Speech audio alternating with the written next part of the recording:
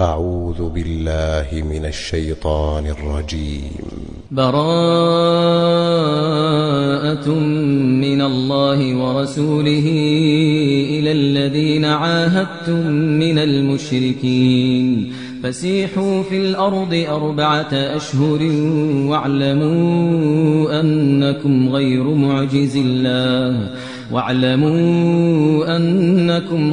معجز الله وأن الله مخزي الكافرين. وأذان من الله ورسوله إلى الناس يوم الحج الأكبر أن الله بريء من المشركين ورسوله فإن تبتم فهو خير لكم وإن توليتم فاعلموا أنكم غير معجز الله وبشر الذين كفروا بعذاب أليم. إلا الذين عاهدتم من المشركين ثم لم ينقصوكم شيئا ولم يظاهروا عليكم أحدا فأتموا إليهم عهدهم إلى مدتهم إن الله يحب المتقين. فإذا انسلخ الأشهر الحرم فاقتلوا المشركين حيث وجدتموهم وخذوهم واحصروهم واقعدوا لهم كل مرصد. فإن تابوا وأقاموا الصلاة وآتوا الزكاة فخلوا سبيلهم إن الله غفور رحيم. وإن أحد من المشركين استجارك فأجره حتى يسمع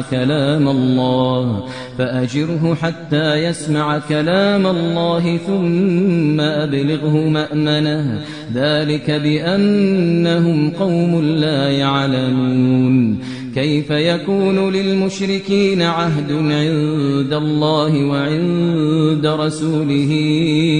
إلا الذين عاهدتم عند المسجد الحرام فما استقاموا لكم فاستقيموا لهم إن الله يحب المتقين. كيف وإن يظهروا عليكم لا يرقبوا فيكم إلا ولا ذمة يرضونكم بأفواههم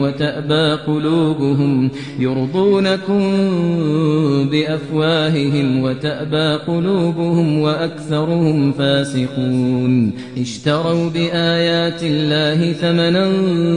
قليلا فصدوا عن سبيله إنهم ساء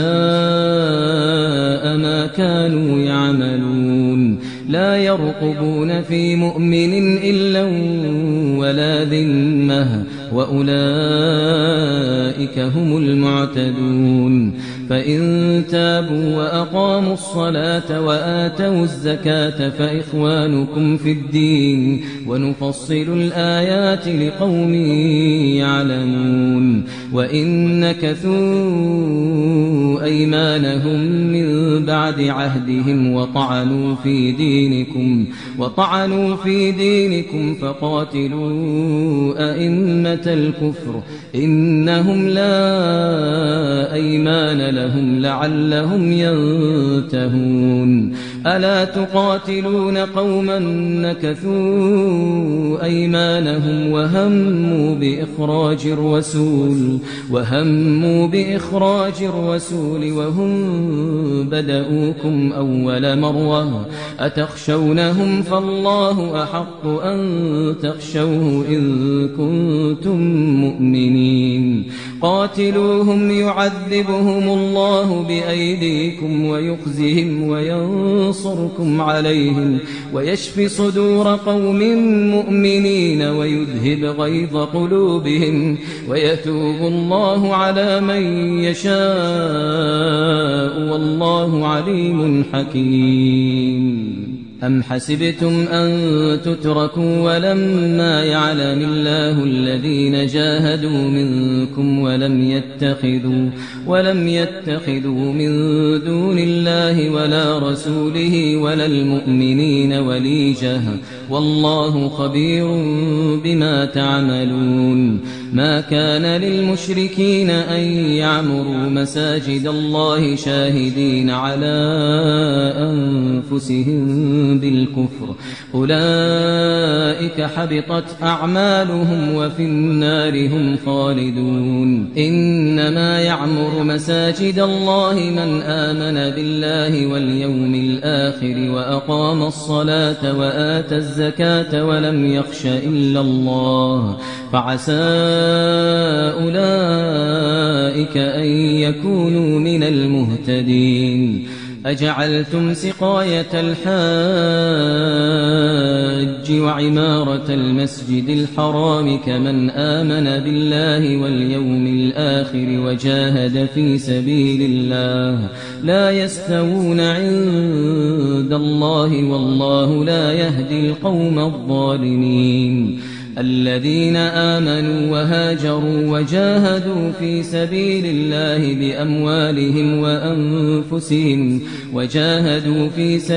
الله بأموالهم وأنفسهم أعظم درجة عند الله وأولئك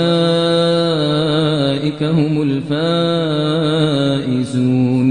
يبشرهم ربهم برحمة منه ورضوان وجنات لهم فيها نعيم مقيم خالدين فيها أبدا إن الله عنده أجر عظيم يا أيها الذين آمنوا لا تتخذوا آباءكم وإخوانكم أولياء إن استحبوا الكفر على الإيمان ومن يتولهم منكم فأولئك هم الظالمون قل إن كان آباؤكم وأبناؤكم وإخوانكم وأزواجكم وعشيرتكم وأموال اقترفتموها وتجارة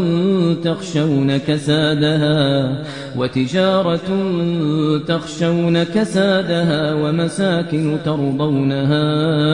أحب إليكم من الله ورسوله وجهاد في سبيله فتربصوا حتى يأتي الله بأمره والله لا يهدي القوم الفاسقين لقد نصركم الله في مواطن كثيرة ويوم حنين إذ أعجبتكم كثرتكم فلم تغن عنكم شيئا وضاقت عليكم الأرض بما رحبت ثم وليتم مدبرين ثم أنزل الله سكينته على رسوله وعلى المؤمنين وأنزل جنودا لم تروها وعذب الذين كفروا وذلك جزاء الكافرين ثم يتوب الله من بعد ذلك على من يشاء والله غفور رحيم يا أيها الذين آمنوا إنما المشركون نجس فلا يقربوا المسجد الحرام بعد عامهم هذا وإن خفتم عيلة فسوف يغنيكم الله من فضله إن شاء إن الله عليم حكيم قاتلوا الذين لا يؤمنون بالله ولا باليوم الآخر ولا يحرمون ما حرم الله ورسوله ولا يدينون دين الحق من الذين أوتوا الكتاب حتى يعطوا الجزية عن يد وهم صاغرون. وقالت اليهود عزير ابن الله وقالت النصارى المسيح ابن الله، ذلك قولهم بأفواههم يضاهئون قول الذين كفروا من قبل قاتلهم الله أنى يؤفكون. اتخذوا أحبارهم ورهبانهم أربابا من دون الله والمسيح ابن مريم وما أمروا إلا ليعبدوا إلها واحدا لا إله إلا هو سبحانه عما يشركون. يريدون أن يطفئوا نور الله بأفواههم ويأبى الله إلا أن يتم نوره ولو كره الكافرون. هو الذي أرسل رسوله بالهدى ودين الحق ليظهره على الدين كله ولو كره المشركون. يا أيها الذين آمنوا إن كثيرا من الأحبار والرهبان ليأكلون أموال الناس بالباطل ويصدون عن سبيل الله. والذين يكنزون الذهب والفضة ولا ينفقونها في سبيل الله فبشرهم بعذاب أليم. يوم يحمى عليها في نار جهنم فتكوى بها جباههم وجنوبهم وظهورهم هذا ما كنزتم لأنفسكم فذوقوا ما كنتم تكنزون. إن عدة الشهور عند الله 12 شهرا في كتاب الله يوم خلق السماوات والأرض منها 4 حرم ذلك الدين القيم فلا تظلموا فيهن أنفسكم وقاتلوا المشركين كافة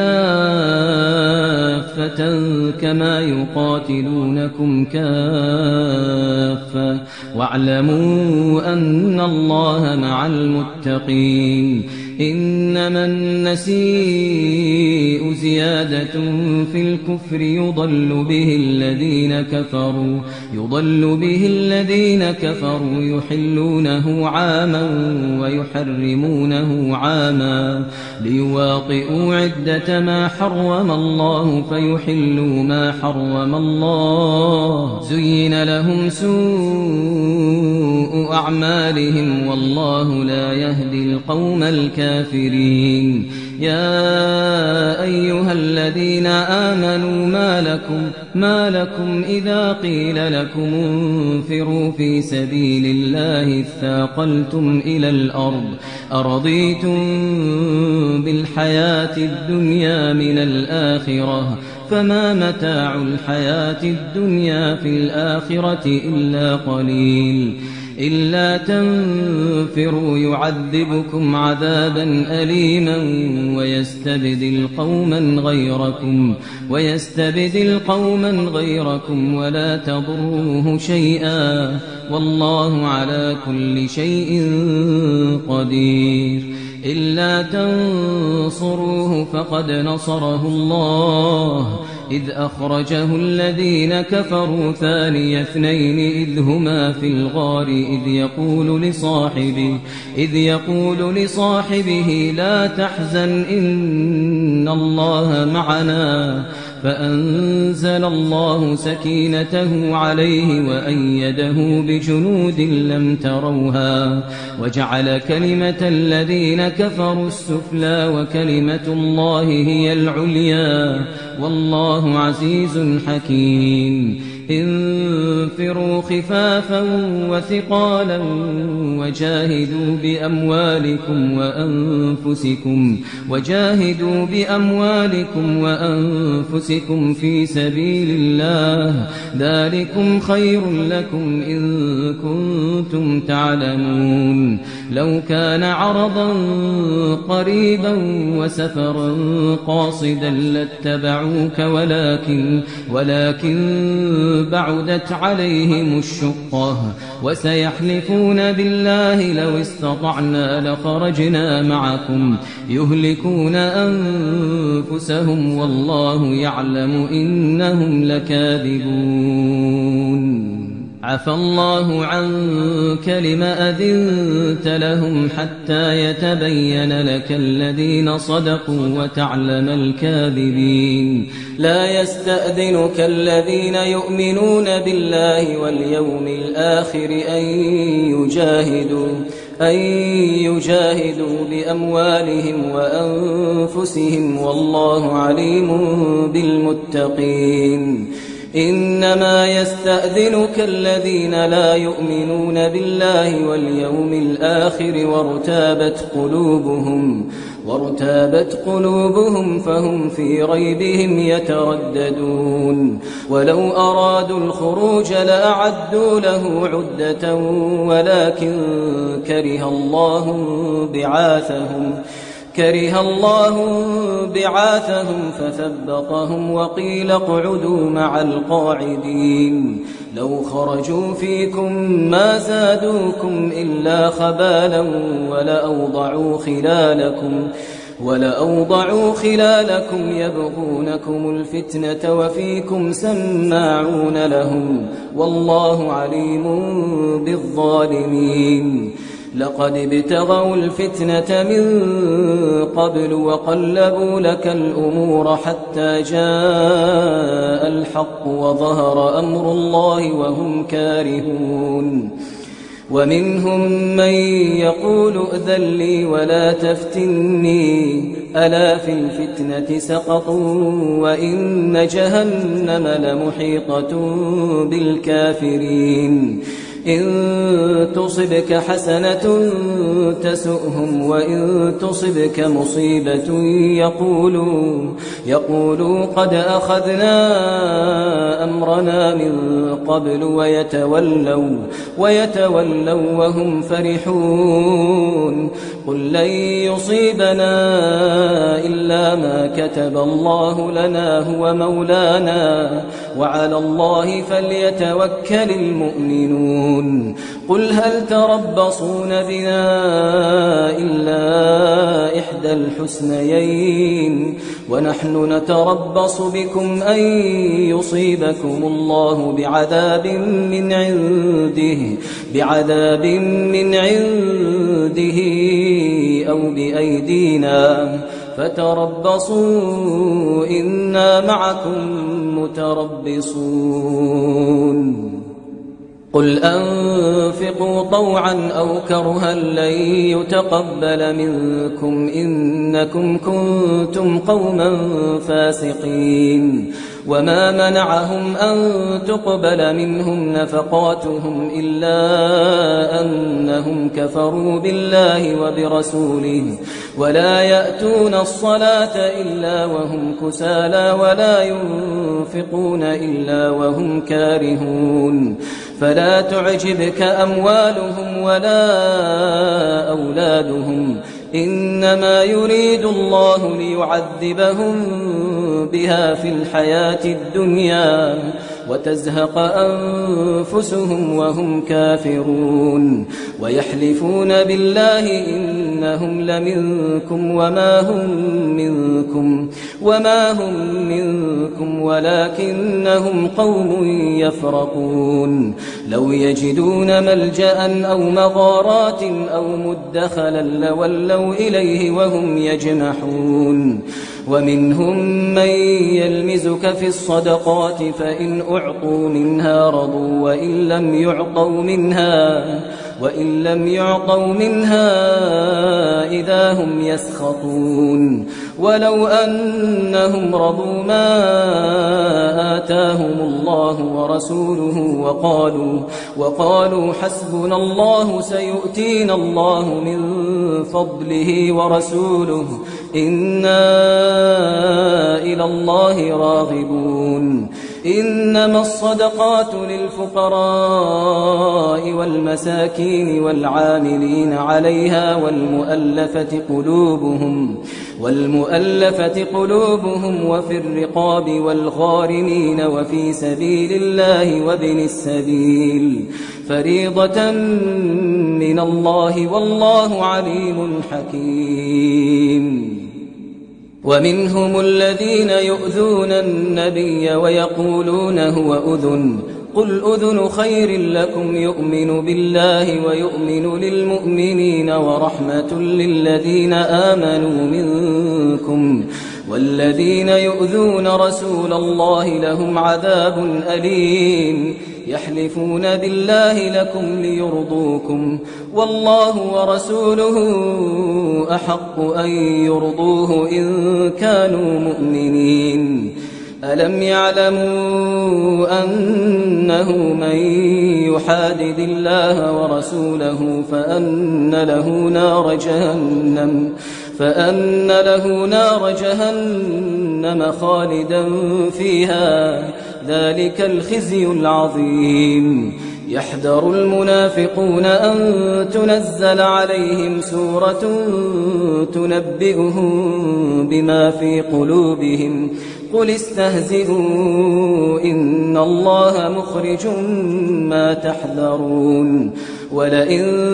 سألتهم ليقولن إنما كنا نخوض ونلعب قل أبالله وآياته ورسوله كنتم تستهزئون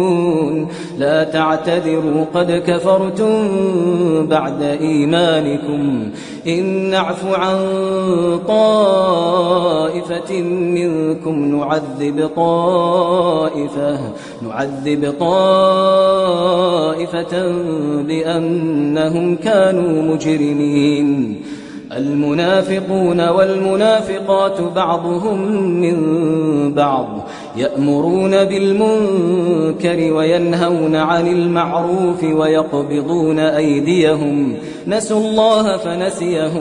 نسوا الله فنسيهم إن المنافقين هم الفاسقون وعد الله المنافقين والمنافقات والكفار نار جهنم خالدين فيها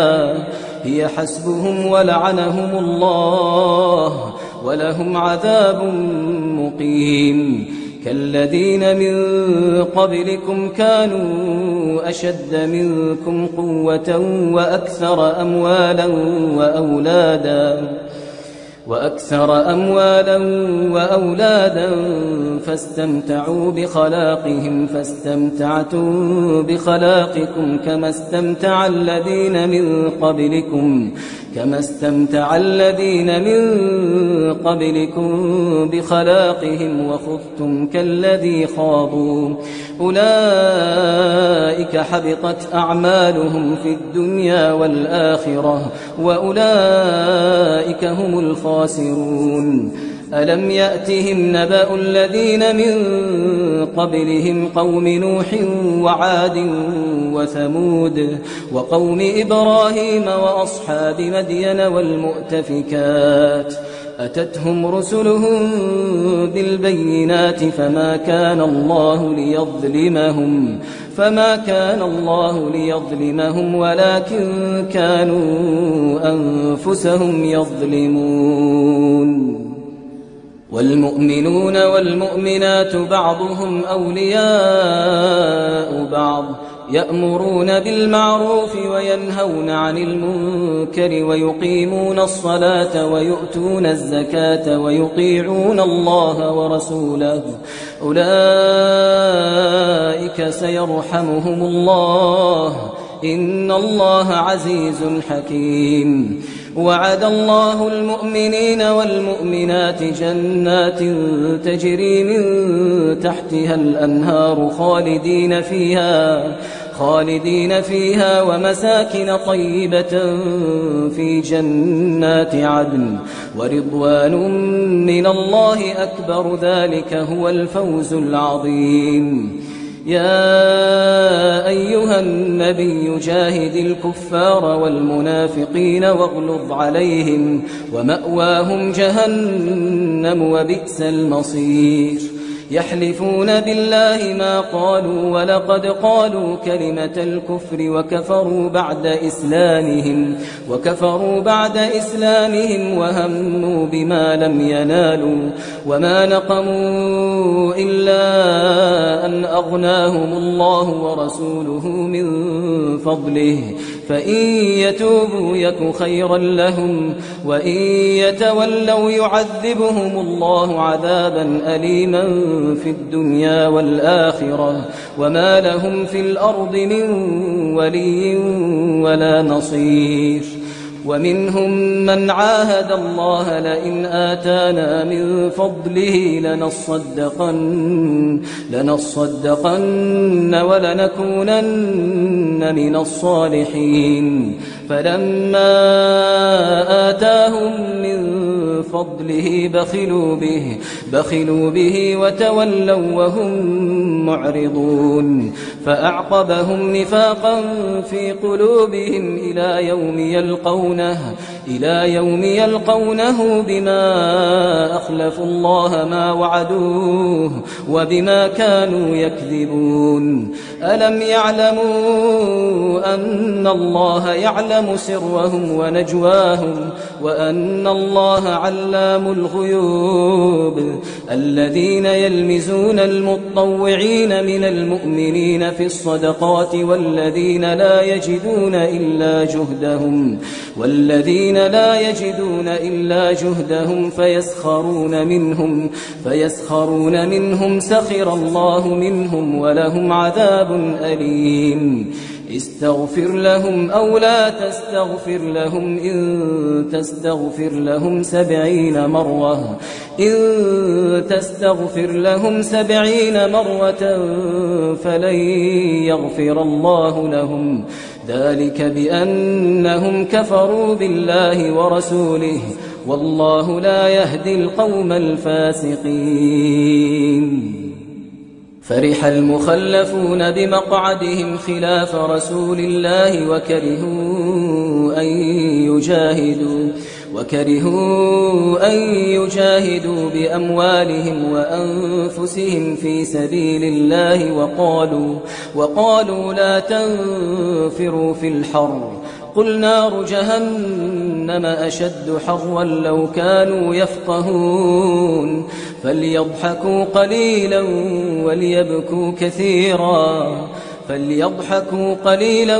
وليبكوا كثيرا جزاء بما كانوا يكسبون. فإن رجعك الله إلى طائفة منهم فاستأذنوك للخروج فقل لن تخرجوا معي أبدا ولن تقاتلوا معي عدوا إنكم رضيتم بالقعود أول مرة فاقعدوا مع الخالفين ولا تصل على أحد منهم مات أبدا ولا تقم على قبره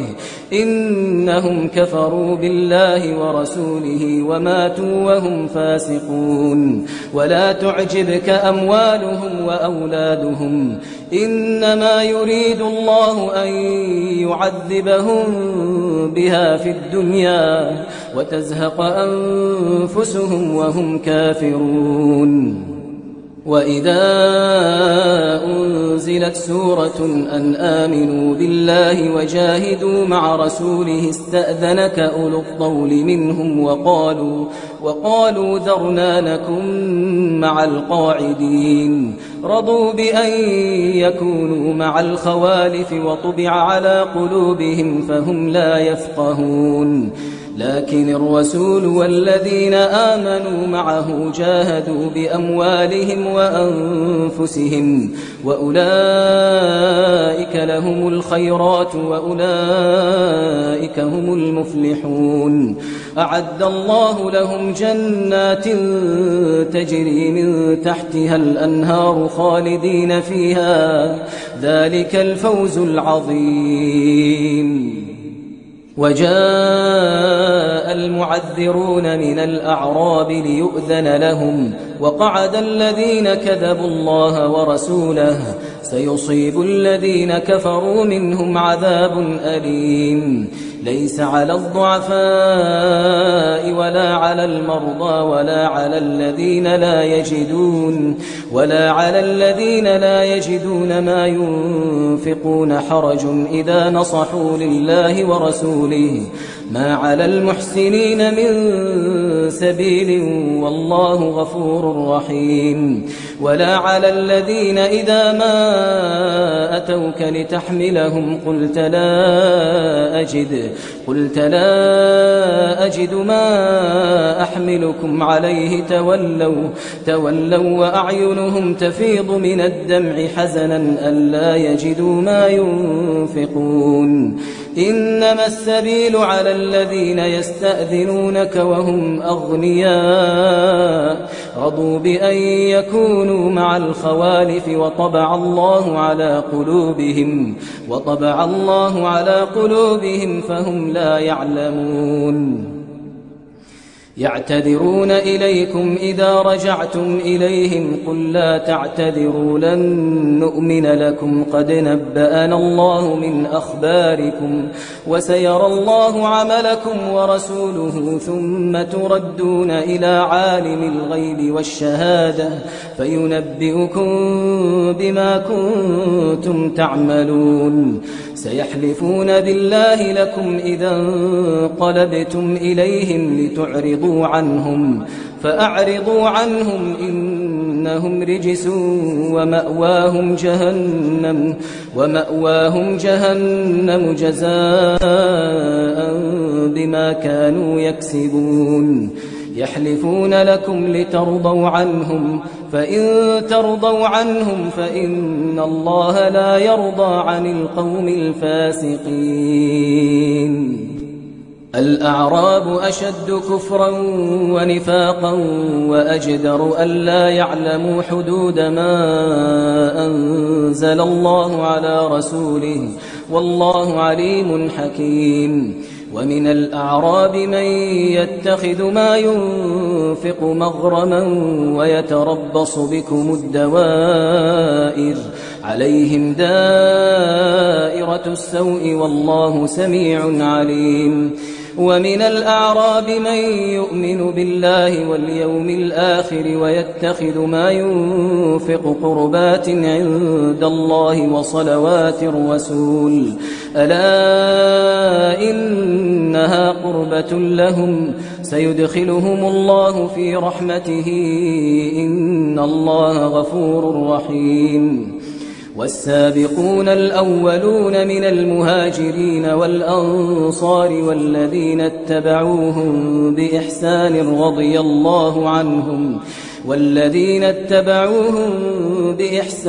رضي الله عنهم ورضوا عنه وأعد لهم جنات تجري تحتها الأنهار خالدين فيها أبدا ذلك الفوز العظيم وممن حولكم من الأعراب منافقون ومن أهل المدينة مردوا على النفاق لا تعلمهم نحن نعلمهم سنعذبهم مرتين ثم يردون إلى عذاب عظيم وآخرون اعترفوا بذنوبهم خلطوا عملا صالحا وآخر سيئا عسى الله أن يتوب عليهم إن الله غفور رحيم خذ من أموالهم صدقة تطهرهم وتزكيهم بها وصل عليهم إن صلاتك سكن لهم والله سميع عليم ألم يعلموا أن الله هو يقبل التوبة عن عباده ويأخذ الصدقات وأن الله هو التواب الرحيم وقل اعملوا فسيرى الله عملكم ورسوله والمؤمنون وستردون إلى عالم الغيب والشهادة فينبئكم بما كنتم تعملون وآخرون مرجون لأمر الله إما يعذبهم وإما يتوب عليهم والله عليم حكيم والذين اتخذوا مسجدا ضرارا وكفرا وتفريقا بين المؤمنين وإرصادا لمن حارب الله ورسوله من قبل وليحلفن إن أردنا إلا الحسنى والله يشهد إنهم لكاذبون لا تقم فيه أبدا لمسجد أسس على التقوى من أول يوم أحق أن تقوم فيه رجال يحبون أن يتطهروا والله يحب المطهرين أفمن أسس بنيانه على تقوى من الله ورضوان خير أم من أسس بنيانه على شفا جرف هار فانهار به في نار جهنم والله لا يهدي القوم الظالمين لا يزال بنيانهم الذي بنوا ريبة في قلوبهم إلا أن تقطع قلوبهم والله عليم حكيم إن الله اشترى من المؤمنين أنفسهم وأموالهم بأن لهم الجنة يقاتلون في سبيل الله فيقتلون ويقتلون وعدا عليه حقا في التوراة والإنجيل والقرآن ومن أوفى بعهده من الله فاستبشروا ببيعكم الذي بايعتم به وذلك هو الفوز العظيم التائبون العابدون الحامدون السائحون الراكعون الساجدون الآمرون بالمعروف والناهون عن المنكر والحافظون لحدود الله وبشر المؤمنين ما كان للنبي والذين آمنوا أن يستغفروا للمشركين ولو كانوا أولي قربى من بعد ما تبين لهم أنهم أصحاب الجحيم وما كان استغفار إبراهيم لأبيه إلا عن موعدة وعدها إياه فلما تبين له أنه عدو لله تبرأ منه إن إبراهيم لأواه حليم وما كان الله ليضل قوما بعد إذ هداهم حتى يبين لهم ما يتقون إن الله بكل شيء عليم إن الله له ملك السماوات والأرض يحيي ويميت وما لكم من دون الله من ولي ولا نصير لقد تاب الله على النبي والمهاجرين والأنصار الذين اتبعوه في ساعة العسرة من بعد ما كاد يزيغ قلوب فريق منهم ثم تاب عليهم إنه بهم رءوف رحيم. وعلى الثلاثة الذين خلفوا حتى إذا ضاقت عليهم الأرض بما رحبت وضاقت عليهم أنفسهم وظنوا أن لا ملجأ من الله إلا إليه ثم تاب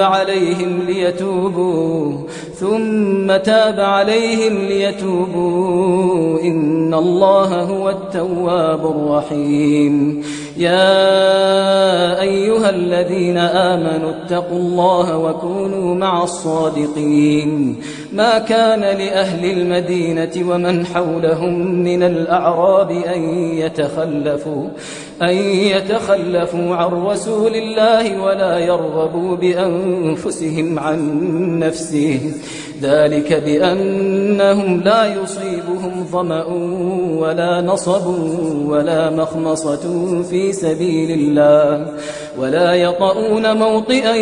يغيظ الكفار ولا ينالون من عدو نيلا إلا كتب لهم به عمل صالح إن الله لا يضيع أجر المحسنين. ولا ينفقون نفقة صغيرة ولا كبيرة ولا يقطعون واديا إلا كتب لهم ليجزيهم الله أحسن ما كانوا يعملون. وما كان المؤمنون لينفروا كافة فلولا نفر من كل فرقة منهم طائفة ليتفقهوا في الدين ولينذروا قومهم إذا رجعوا إليهم لعلهم يحذرون. يا أيها الذين آمنوا قاتلوا الذين يلونكم من الكفار وليجدوا فيكم غلظة واعلموا أن الله مع المتقين. وإذا ما أنزلت سورة فمنهم من يقول أيكم زادته هذه إيمانا فأما الذين آمنوا فزادتهم إيمانا وهم يستبشرون وأما الذين في قلوبهم مرض فزادتهم رجسا إلى رجسهم وماتوا وهم كافرون. أولا يرون أنهم يفتنون في كل عام مرة أو مرتين ثم لا يتوبون ولا هم يذكرون. وإذا ما أنزلت سورة نظر بعضهم إلى بعض هل يراكم من أحد ثم انصرفوا صرف الله قلوبهم